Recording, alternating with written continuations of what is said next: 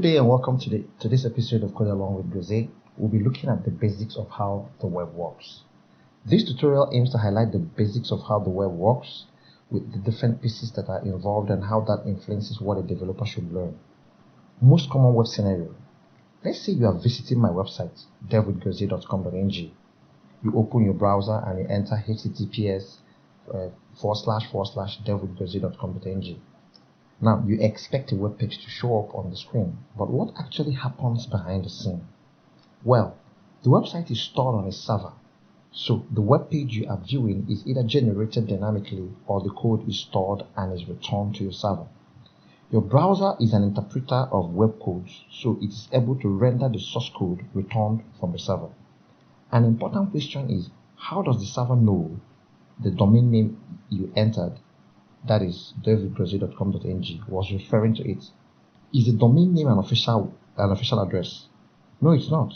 The official address is an IP address, IP standing for Internet Protocol. An IP address commonly looks like this. This is not something you will want to remember and enter in your browser, though the page will display if you do. It's more user-friendly to enter domain name. Therefore, the first thing that happens when you enter a domain name is that your browser contacts a DNS server, DNS standing for Domain Name System, which is basically a huge dictionary that maps each domain name to an IP. The DNS server translates the domain name to an IP address. The IP address is given to the browser. With this, the browser can then locate and make requests for the web page. The server generates the source code for the web page and sends it back to the browser to display. This is how a web page visit works in a nutshell. The path from where you enter the domain name devwithgOZie.com.ng to where the server is contacted is called a request. The request is a package of data that contains vital information variables like the URL, that is the domain name, the request type, which could be a request to get a page or a request to store data on the server, and so on and so forth. The part where the server returns some source code to the browser is called a response. The response contains some variables, which includes, most importantly, the HTML code the browser will render. HTML code is the source code the browser understands as instruction on how to display different aspects of a web page. This leads us to the technologies involved. What you see in the browser is the result of a combination of at least 3 technologies: HTML, CSS, and JavaScript. These are the 3 technologies responsible for getting to the screen what you see. What is HTML? HTML is hypertext markup language. It's responsible for the structure of a web page. It doesn't say anything about styling, just basic structure, like what should be a heading, what should be a paragraph, what should be a list, what should be a form, what should be a table, etc. Now, CSS. CSS stands for Cascading Style Sheets. This technology is responsible for the beauty of the page, making the web page look good, displaying a text in red, giving a button a certain look, etc. Now, what is JavaScript?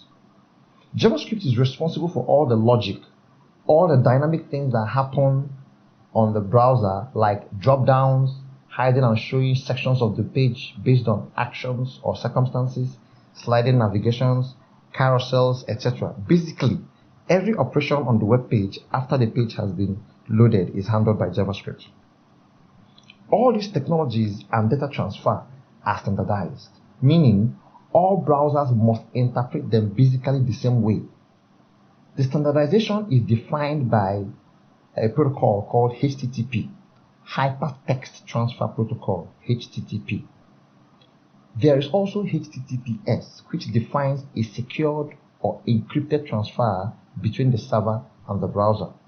All modern websites, including devwithgOZie.com.ng, uses HTTPS standards.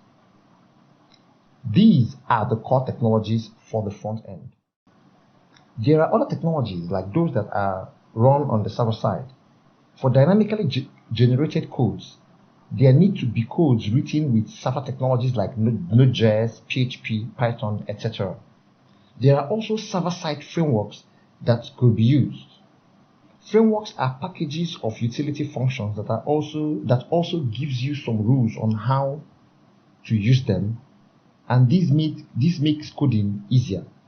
These are necessary as you do not need to reinvent the wheel for all the details.